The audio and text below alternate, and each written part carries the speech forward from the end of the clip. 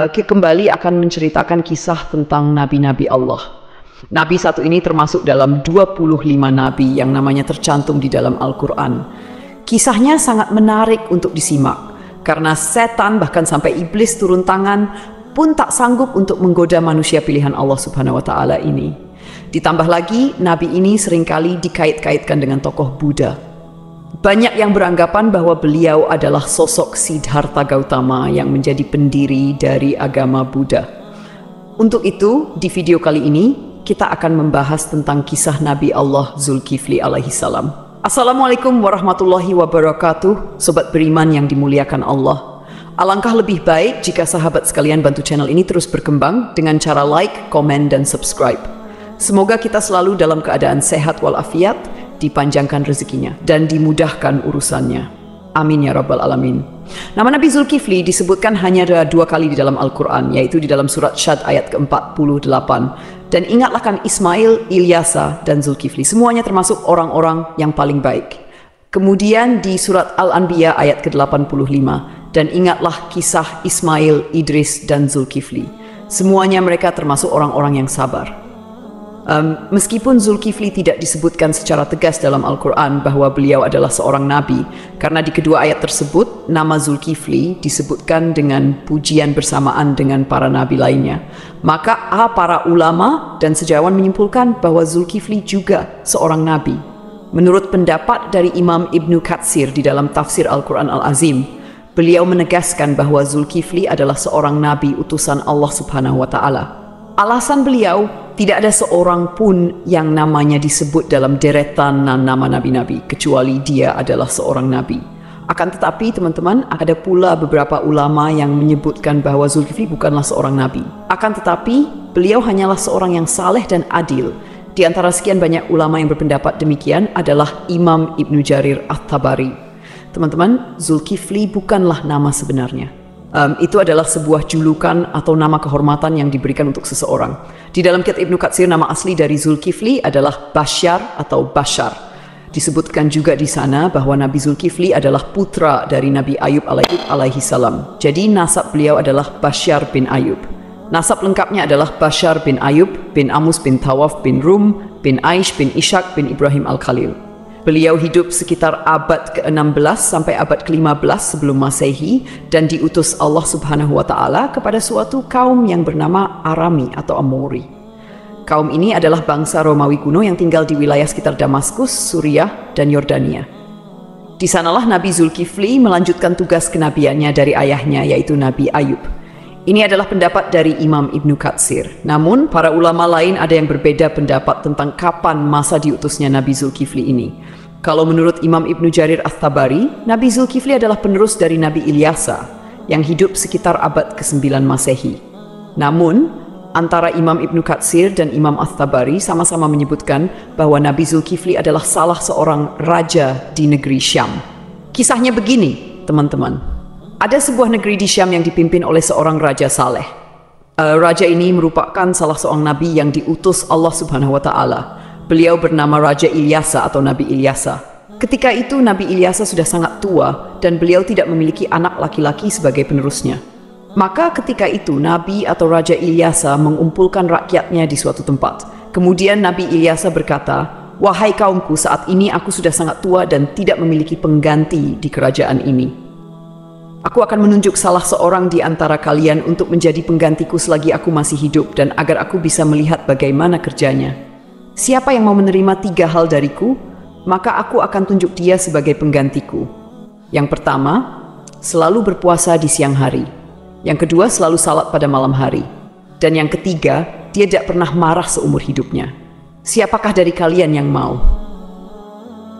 Makanya, orang-orang dari kaumnya merasa tak sanggup melakukannya. Mereka pun saling tatap-tapan satu sama lain, berharap salah seorang di antara mereka ada yang tunjuk tangan. Namun, ditunggu beberapa lama, tak satu pun orang mau melakukannya ketika itu. Lalu dari barisan belakang ada yang menyahut, "Saya, wahai Nabiullah." Suara itu berasal dari seorang laki-laki yang usianya masih sangat muda. Pemuda ini bernama Basyar. Kemudian Nabi Ilyasa berkata, "Wahai anakku, engkau masih sangat muda. Tugas ini sangatlah berat untukmu." Nabi Ilyasa pun menolak pemuda ini karena dirasa dia masih sangat muda dan terlihat masih sedikit pengalaman.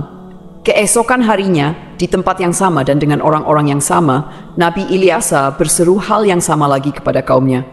Tapi tetap saja ketika itu tak ada yang mau menerima tawaran tersebut, kecuali pemuda yang bernama Basyar. Dia kembali mengacungkan tangan, dan lagi-lagi Nabi Ilyasa menolaknya dengan alasan yang sama. Sampailah pada hari ketiga, Nabi Ilyasa berseru hal yang sama. Beliau berharap kali ini bukan hanya Basyar saja yang tunjuk tangan. Tapi ternyata teman-teman, sama seperti kemarin, ketika itu hanya Basyar yang tunjuk tangan dan menyanggupi segala persyaratan tersebut. Alasan detail Nabi Ilyasa menolak adalah karena selain dia harus menjadi raja yang menjamin kesejahteraan semua kaumnya, dia juga harus menjadi hakim yang adil, yang bisa berlaku bijaksana dalam memutuskan segala permasalahan kaumnya. Nah, karena Basyar ini masih sangat muda, Nabi Ilyasa khawatir dia tidak bisa berlaku adil dan bijaksana. Akhirnya, karena sudah 3 kali tidak yang mau, Nabi Ilyasa pun mengangkat Basyar menjadi raja sekaligus hakim. Namun, kegiatan yang dilakukan Basyar tetap dipantau oleh Nabi Ilyasa. Basyar pun mulai menjalani puasa di siang hari dan salat atau beribadah sampai larut malam. Sehari-hari, dia juga selalu menahan amarahnya. Nabi Ilyasa kagum dengan pemuda ini. Tak disangka-sangka, dia sanggup menjalani semua persyaratan itu. Dia juga luar biasa bijak dalam menyelesaikan segala masalah di dalam kaumnya.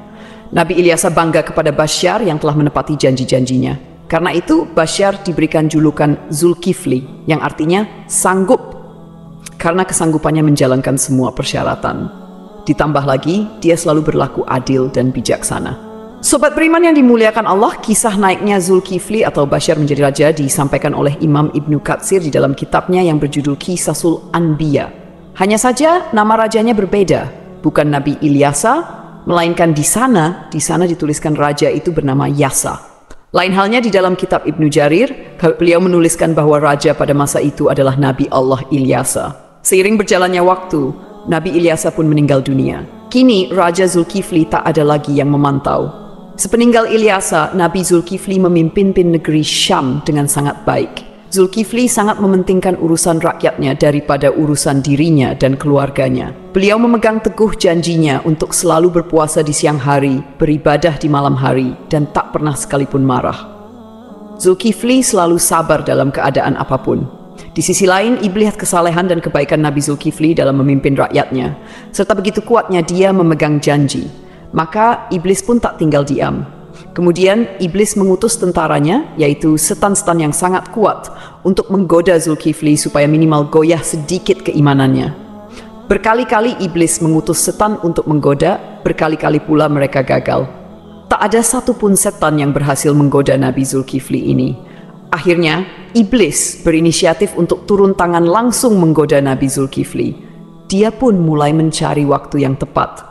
Teman-teman, di dalam kerajaan Nabi atau Raja Zulkifli ini, setiap harinya beliau sibuk dengan urusan kerajaannya. Setiap hari jadwal beliau dari pagi sampai siang adalah berangkat ke pengadilan di negeri itu untuk menjadi hakim dan menyelesaikan masalah-masalah rakyatnya. Kemudian, persidangan dilanjutkan kembali setelah beliau bangun. Persidangan pun berlangsung hingga sore atau malam hari. Malam harinya, beliau beribadah dan berdoa sampai larut malam. Keesokan paginya, beliau kembali ke persidangan. Begitulah rutinitas yang dilakukan Nabi Zulkifli setiap harinya. Zulkifli benar-benar merupakan figur seorang raja yang memuliakan seluruh rakyatnya. Melihat kesalehan Nabi Zulkifli, iblis pun mencari peluang untuk menggoda beliau. Kali ini, iblis berniat membuat Nabi Zulkifli marah, agar beliau melanggar janjinya kepada Nabi Ilyasa untuk tidak marah sama sekali. Akhirnya, pada suatu hari, iblis datang menemui Nabi Zulkifli dengan menyamar sebagai seorang kakek tua renta dan miskin. Hari itu, Nabi Zulkifli sedang merasa sangat lelah. Ketika jam istirahatnya tiba, beliau segera pulang lebih awal untuk tidur siang. Baru saja beliau hampir terlelap, iblis yang menyamar sebagai kakek tua mengetuk pintu kamarnya. Dari dalam kamar, Nabi Zulkifli bertanya, "Siapa itu?" Iblis menjawab, "Aku orang tua yang teraniaya." Nabi Zulkifli pun bangun dan membukakan pintu. Iblis kemudian mengarang cerita mengaku bahwa ia mengalami banyak perlakuan semena-mena dari kaumnya. Ia terus bercerita panjang lebar hingga waktu istirahat Nabi Zulkifli habis. Meski kelelahan, Nabi Zulkifli tetap mendengarkan cerita itu dengan sabar. Ketika tiba waktunya untuk kembali ke persidangan, Nabi Zulkifli berkata, "Wahai paman, engkau bisa meneruskan ceritamu nanti. Datanglah ke tempat persidangan sore ini. Aku akan membantu menyelesaikan masalahmu di sana." Nabi Zulkifli pun kembali ke persidangan dan menjalankan tugasnya sebagai hakim. Namun ketika sore tiba, kakek tua itu tidak kunjung datang. Nabi Zulkifli menunggu hingga malam hari, tetapi kakek tua itu tetap tidak muncul. Beliau pun pulang ke rumah dengan pikiran bahwa mungkin kakek tua itu akan datang esok hari. Keesokan harinya, Nabi Zulkifli seperti biasa duduk di persidangan untuk menyelesaikan permasalahan rakyatnya. Beliau menunggu hingga siang, tetapi kakek tua itu tetap tidak datang. Ketika waktu istirahat tiba, Nabi Zulkifli menutup sementara majelisnya dan pulang untuk tidur siang. Namun baru saja beliau tertidur, kakek tua yang sama kembali mengetuk pintu. Nabi Zulkifli membuka pintu dan berkata dengan lembut, "Wahai paman, bukankah sudah kukatakan padamu kemarin, datanglah ketika aku di persidangan. Aku akan menyelesaikan masalahmu di sana." Namun kakek tua itu kembali mengarang cerita, berbicara panjang lebar hingga waktu istirahat Nabi Zulkifli habis untuk kedua kalinya. Meski sangat lelah, Nabi Zulkifli tetap sabar. Beliau berkata, "Wahai paman, datanglah ke majelisku sore ini. Aku akan menunggumu di sana untuk menyelesaikan masalahmu." Kakek tua itu pergi dan Nabi Zulkifli kembali ke persidangannya. Karena tak sempat istirahat, beliau tampak sangat lelah dan mengantuk. Ketika sore tiba, Nabi Zulkifli mencari kakek tua itu di tempat persidangan, tetapi kakek tua itu tidak datang lagi. Nabi Zulkifli berdoa kepada Allah Subhanahu wa Ta'ala agar diberikan kesabaran dan keteguhan hati sehingga beliau tidak marah. Pada hari ketiga, ketika waktu istirahat tiba, Nabi Zulkifli pulang dengan cepat. Hari itu, beliau merasa sangat lelah, bahkan lebih lelah dari hari sebelumnya. Ketika waktu istirahat tiba, beliau menyampaikan pesan kepada para penjaganya, "Jangan biarkan siapapun mendekati pintu ini. Aku ingin tidur. Hari ini aku sangat lelah." Baru saja Nabi Zulkifli tertidur, iblis yang menyamar sebagai kakek tua kembali datang dan mengetuk pintu. Namun, penjaga pintu dengan tegas berkata, "Hai paman, raja sedang istirahat. Beliau tidak ingin diganggu." Kakek itu berusaha memaksa masuk dengan alasan, "Aku sudah memiliki janji dengan raja untuk bertemu hari ini." Namun, penjaga tetap tidak mengizinkannya dan memintanya menunggu hingga waktu istirahat selesai. Iblis pun pergi, tetapi kemudian dia menemukan sebuah lubang di atas kamar Nabi Zulkifli. Melalui lubang itu, iblis memanjat dan masuk ke dalam kamar Nabi Zulkifli yang sedang tertidur. Iblis mendekati Nabi Zulkifli untuk membangunkannya dengan tujuan membuat beliau marah.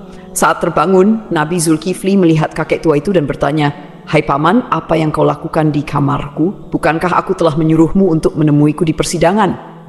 Hampir saja Nabi Zulkifli marah, tetapi beliau menahan amarahnya dengan sekuat tenaga. Melihat Nabi Zulkifli tetap sabar, iblis merasa putus asa. Lalu iblis berkata, "Wahai raja, coba lihat aku. Apakah engkau tidak mengenali siapa aku?" Nabi Zulkifli memperhatikan lebih jelas dan berkata, "Engkau pasti musuh Allah." Kakek tua itu menjawab, "Benar, aku adalah iblis. Engkau membuatku tak berdaya dalam segala hal. Aku melakukan ini semua untuk membuatmu marah agar kau melanggar janjimu." Namun, iblis akhirnya menyerah karena tidak berhasil membuat Nabi Zulkifli marah. Lalu ia pergi meninggalkan kamar tersebut. Cobaan dari kaum yang menentang. Selain gangguan dari iblis, Nabi Zulkifli juga menghadapi cobaan lain berupa pemberontakan dari sebagian kaumnya. Beberapa orang dari kaumnya menentang kekuasaannya dan berencana menghancurkan kerajaannya. Mereka bahkan ingin Nabi Zulkifli turun dari jabatannya sebagai raja. Melihat situasi ini, Nabi Zulkifli mengumpulkan pasukannya untuk melawan para pemberontak. Sayangnya, sebagian besar kaumnya enggan ikut berperang karena takut mati di medan perang. Mereka memberikan syarat yang hampir mustahil, yaitu jaminan bahwa mereka akan tetap hidup dan tidak terbunuh selama pertempuran. Nabi Zulkifli pun berdoa kepada Allah Subhanahu wa Ta'ala, memohon agar seluruh pasukannya diberikan keselamatan. Dalam pertempuran yang berlangsung sengit, doa Nabi Zulkifli dikabulkan oleh Allah. Tidak ada satupun anggota pasukannya yang gugur, dan pasukan Nabi Zulkifli berhasil meraih kemenangan. Keberhasilan memimpin kerajaan. Setelah kemenangan itu, kerajaan Nabi Zulkifli menjadi lebih tentram dan sejahtera. Nabi Zulkifli memimpin dengan keadilan dan kebijaksanaan, menjalani hidup dengan sederhana, serta selalu mementingkan kesejahteraan rakyatnya. Beliau dikenal sebagai pemimpin yang sabar, tidak pernah marah, dan selalu memegang teguh janjinya. Dalam tafsir Imam At-Tabari, disebutkan bahwa Nabi Zulkifli adalah penerus dari Nabi Ilyasa. Namun, sebagian ulama lainnya meyakini bahwa Nabi Zulkifli adalah orang yang sama dengan Nabi Yehezkiel yang dimakamkan di Babilonia di sebuah tempat bernama Al-Kifl yang kini berada di kawasan Irak. Abdullah Yusuf Ali dalam The Holy Quran menyebutkan bahwa kata Kifli adalah bentuk Arab dari Yehezkiel yang berasal dari bahasa Ibrani. Berdasarkan pendapat ini, Zulkifli bukanlah sebuah julukan melainkan nama asli. Terlepas dari kebenaran pendapat ini, para ulama seperti At-Tabari, Ibnu Katsir, Ibnu Ishaq, dan Ibnu Qutaibah sepakat memandang Yehezkiel sebagai Nabi Allah. Ibnu Katsir bahkan mengisahkan Nabi Zulkifli dan Nabi Yehezkiel sebagai dua cerita yang berbeda. Artinya kedua nabi ini dianggap sebagai tokoh yang berbeda. Ada pula perdebatan panjang yang menyebutkan bahwa Zulkifli adalah sosok Buddha Siddhartha Gautama, seorang tokoh yang diyakini sebagai pendiri agama Buddha. Siddhartha Gautama diperkirakan hidup antara abad ke-6 hingga ke-4 sebelum Masehi. Beberapa pendapat menyatakan Buddha adalah Nabi Zulkifli. Ada juga yang menghubungkannya dengan Nabi Idris, dan bahkan ada yang menyebut Buddha adalah Nabi Khidir. Pendapat ini salah satunya didasarkan pada anggapan bahwa kata Kifli adalah bentuk Arab dari kata Kapil, kependekan dari Kapilawastu, yaitu ibu kota Sakya dan tempat tinggal Siddhartha Gautama sebelum meninggalkan istana. Salah satu pendukung teori ini adalah Hamid Abdul Qadir dalam karyanya Buddha the Great, His Life and Philosophy. Beliau menyimpulkan bahwa prinsip hidup Nabi Zulkifli memiliki banyak kesamaan dengan filosofi yang diajarkan Siddhartha Gautama. Pendapat ini diperkuat oleh Al-Qasimi, seorang ahli tafsir yang menafsirkan surat Tin. Saidah, pohon Tin, tempat Buddha mendapatkan wahyu dan menjadi rasul. 2. Pohon Zaitun, tempat Nabi Isa diangkat menjadi nabi dan rasul. 3. Gunung Sinai, tempat Nabi Musa menerima mandat dari Allah. 4. Negeri Mekah yang aman, tempat Nabi Muhammad SAW menerima wahyu. Dalam tafsir tersebut, timbul pertanyaan mengapa agama Buddha dan Kristen disebut lebih awal dibandingkan Yahudi dan Islam. Ibnu Taimiyah menjelaskan bahwa hal ini karena agama Buddha berada lebih jauh dari kebenaran, kemudian Kristen dan Yahudi lebih mendekati, sedangkan Islam disebut terakhir karena kesempurnaannya. Namun, ada juga pendapat lain yang menghubungkan Buddha dengan Nabi Khidir. Dalam Al-Milal wa Nihal yang ditulis oleh As-Syahrastani dijelaskan bahwa jika ajaran-ajaran Buddha benar, maka ia memiliki banyak kesamaan dengan Nabi Khidir. Adapun menyatakan Buddha adalah Nabi Idris didasarkan pada beberapa kesamaan, seperti aturan memakai jubah kebihuan. Dalam kitab Mustadrak Al-Hakim dari Ibnu Abbas disebutkan bahwa menjahit adalah salah satu keahlian Nabi Idris. Dikatakan bahwa Nabi Daud adalah seorang pembuat perisai, Nabi Adam seorang petani, Nabi Nuh seorang tukang kayu, Nabi Idris seorang penjahit, dan Nabi Musa seorang penggembala. Sementara itu, Siddhartha Gautama yang dikenal sebagai Buddha adalah seorang pangeran putra Raja Sudodana. Pada usia 7 tahun, Pangeran Siddhartha memiliki 3 kolam bunga teratai, yaitu kolam bunga teratai biru Upala, kolam bunga teratai merah Paduma, dan kolam bunga teratai putih Pundarika. Kata Acider Sidra atau Sidar yang merujuk pada makna bunga teratai menjadi hal yang patut diperhatikan, terutama bila dikaitkan dengan Nabi Idris. Kisah Sang Buddha yang mencapai kesempurnaan menuju nirwana dianggap memiliki kesamaan dengan Nabi Idris yang mencapai surga Allah tanpa melalui kematian. Pada suatu malam, Pangeran Siddhartha memutuskan meninggalkan istananya dan menjalani hidup sebagai seorang pertapa. Di usia 40 tahun, beliau dikatakan diangkat sebagai nabi. Sebagaimana nabi-nabi lainnya, Buddha Gautama juga meramalkan kedatangan Nabi Muhammad SAW. Dalam ajarannya, ia menyebutkan tentang Buddha Maitreya. Aku bukanlah satu-satunya Buddha. Selepas aku akan lahir seorang Buddha lagi yang dikenal dengan nama Maitreya. Dia akan memiliki banyak sifat-sifat mulia dan utama. Sejarawan Muslim bernama Al-Biruni yang pernah tinggal bertahun-tahun di India mencatat dalam kitabnya Al-Hind bahwa para penganut Buddha di India tidak menganggap Buddha sebagai Tuhan, melainkan hanya seorang nabi. Demikianlah kisah Nabi Zulkifli yang dihubungkan dengan Siddhartha Gautama. Semoga kisah ini bermanfaat. Mohon maaf atas segala kekurangan. Yang benar datangnya dari Allah SWT, sedangkan kekhilafan berasal dari saya sebagai manusia biasa. Sampai jumpa pada kisah-kisah seru lainnya. Wassalamualaikum warahmatullahi wabarakatuh.